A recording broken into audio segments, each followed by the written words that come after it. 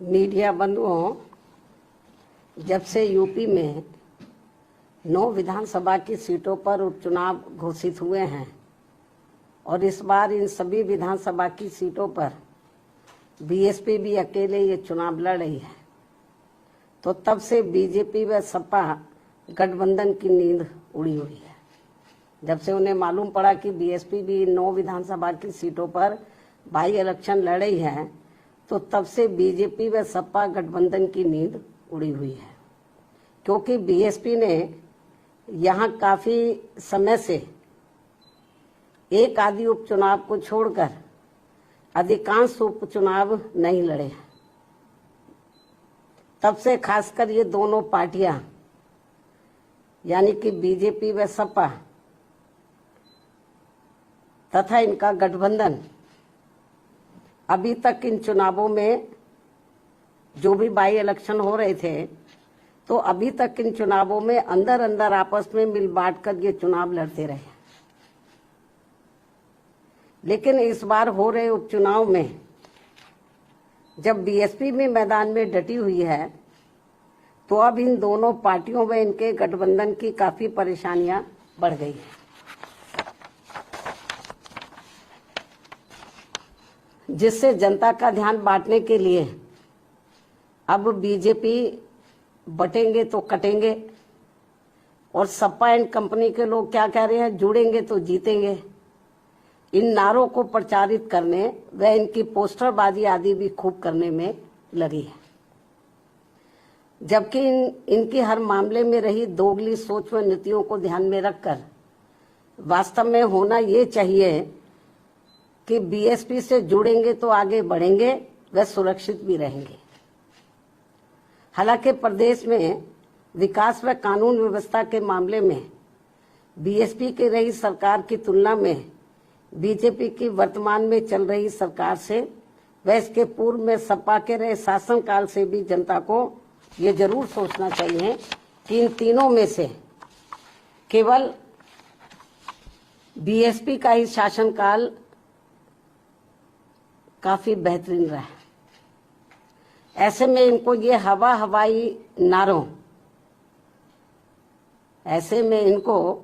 प्रदेश की जनता को इनके ये हवाई नारों व पोस्टरबाजी आदि के चक्कर में बिल्कुल भी नहीं पड़ना चाहिए। इसलिए अपनी कमियों की वजह से ही अब बीजेपी के लोग ये नारा लगाकर उपचुनाव में वोट मांग रहे हैं कि बटेंगे तो कटेंगे, ये नारा लगाकर वोट मांग रहे हैं, तथा वही सपा के लोग भी ये नारा लगाकर वोट मांग रहे हैं कि जुड़ेंगे तो जीतेंगे।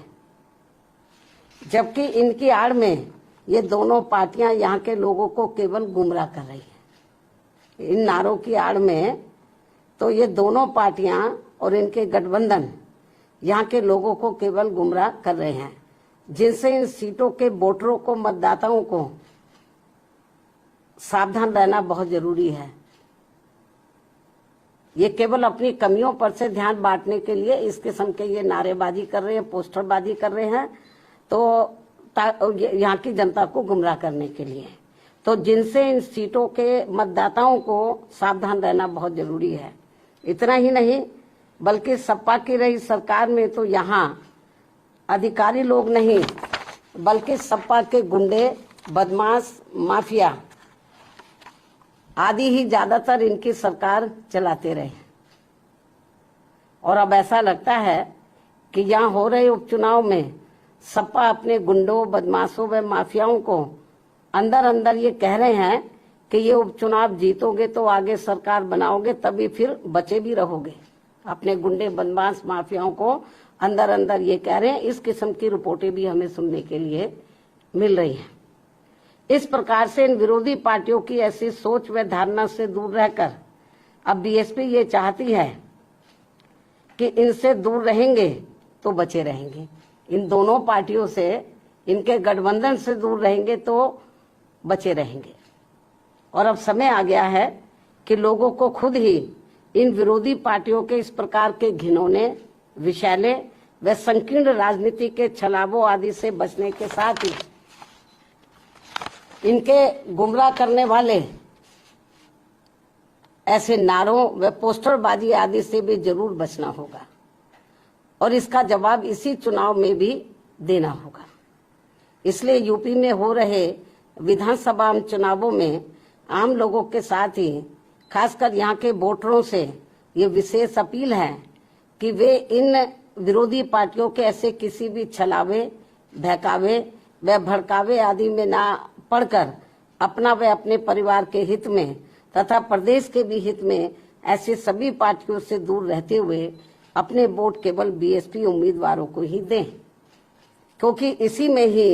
सबका हित निहित व सुरक्षित भी है। इसके अलावा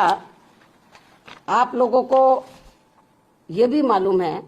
यूपी के उपचुनावों के साथ साथ तो इस समय देश में झारखंड व महाराष्ट्र प्रदेश में भी विधानसभा के लिए आम चुनाव हो रहे हैं। यहाँ भी हमारी पार्टी अकेले ही अपने बलबूते पर ये चुनाव लड़ेगी। और यहाँ खास ध्यान देने की बात यह है कि इन दोनों राज्यों के चुनावों में, झारखंड व महाराष्ट्र, इन दोनों राज्यों के चुनावों में बीजेपी व कांग्रेस का बना गठबंधन पूर्व में पहले जिन राज्यों में चुनाव हुए जैसे कर्नाटक है, हिमाचल है, इससे पहले हरियाणा है, जिन राज्यों में भी चुनाव हुए हैं, तो इन दोनों राज्यों के चुनावों में जो अब इस समय झारखंड और महाराष्ट्र में हो रहे हैं, इन दोनों राज्यों के चुनावों में बीजेपी व कांग्रेस का बना गठबंधन पूर्व में, इससे पहले जिन राज्यों में चुनाव हुए वहां पूर्व में जारी किए गए अपने अपने चुनावी घोषणा पत्रों को लागू करने को लेकर, जो उस समय इन्होंने लागू किया था और किस्म किस्म के प्रलोभन दिए थे अपने चुनावी घोषणा पत्र में, उसको ये लागू तो कर नहीं पा रहे हैं। बहुत बुरा हाल है, क्योंकि कर्नाटक में काफी कुछ गवर्नमेंट की पोजीशन खराब हो रही है, हिमाचल में भी हो रही है। हिमाचल में तो हालत ये खराब है वहां पे इतनी ज्यादा गवर्नमेंट की कि वहां के सरकारी कर्मचारियों को वो वेतन तक भी नहीं दे पा रहे हैं। लेकिन चुनाव में इन्होंने बड़ी बड़ी गारंटी दे दी चुनावी घोषणा पत्र में। तो कहना मैं ये चाहती हूँ कि यहाँ खास ध्यान देने की बात यह है कि इन दोनों राज्यों के चुनावों में, यानी कि झारखंड और महाराष्ट्र में जो इस समय चुनाव हो रहा है, इन दोनों राज्यों के चुनावों में बीजेपी व कांग्रेस का बना गठबंधन तो पूर्व में जारी किए गए, इससे पूर्व में जिन राज्यों में चुनाव हुए वहां जारी किए गए अपने अपने चुनावी घोषणा पत्रों को लागू करने को लेकर इस समय अभी नया चुनावी घोषणा पत्र जारी नहीं किया है। इससे पहले जिन राज्यों में चुनाव हुए वहां इन्होंने चुनावी घोषणा पत्र जो जारी किए, तो पूर्व में जारी किए गए अपने अपने चुनावी घोषणा पत्र को लागू करने को लेकर एक दूसरे पर काफी आरोप व प्रत्यारोप लगा रहे हैं। जबकि इस मामले में ये सभी पार्टियां एक ही थाली के चट्टे बट्टे हैं, जिनके बहकावे में इस बार यहाँ की जनता को कतई भी नहीं आना है। और अब तो इस मामले में कर्नाटक की कांग्रेसी सरकार के खुद ही इस पार्टी के राष्ट्रीय अध्यक्ष इस मामले की पोल भी खोल रहे हैं। और इस मामले में ऐसे सभी पार्टियों पर अब जनता को कतई भी विश्वास नहीं करना है। इतना ही नहीं बल्कि पूरे देश में हर क्षेत्र में महिलाओं का उत्पीड़न होना अभी तक भी बंद नहीं हो पा रहा है। और इस मामले में अभी हाल ही में महाराष्ट्र में अरविंद सावंत द्वारा जिस प्रकार से वहां एक महिला के लिए अभद्र भाषा का इस्तेमाल किया गया है, उसे सरकार को हल्के में न लेकर ये बहुत ही शर्मनाक है, अमानवीय है, निंदनीय है। जो उन्होंने अभद्र भाषा का इस्तेमाल किया है तो उसे सरकार को, वहां की सरकार को हल्के में न लेकर बल्कि अति गंभीरता से लेते हुए उसके विरुद्ध सख्त कानूनी कार्रवाई करनी चाहिए, जो ये बहुत जरूरी है। और ये ऐसा नहीं हुआ तो और लोगों के भी फिर मनोबल बढ़ जाएगा कि और भी बोलते जाओ और महिलाओं के बारे में, जो ये ठीक नहीं है। इन्हीं कुछ जरूरी बातों के साथ ही अब मैं अपनी पार्टी के लोगों से यूपी में 9 विधानसभा की सीटों पर हो रहे उपचुनाव के साथ साथ झारखंड व महाराष्ट्र स्टेट में भी विधानसभा के लिए हो रहे आम चुनाव में अपनी पार्टी के उम्मीदवारों को जिताने की भी पुरजोर अपील करती हूं धन्यवाद। जय भीम व जय भारत।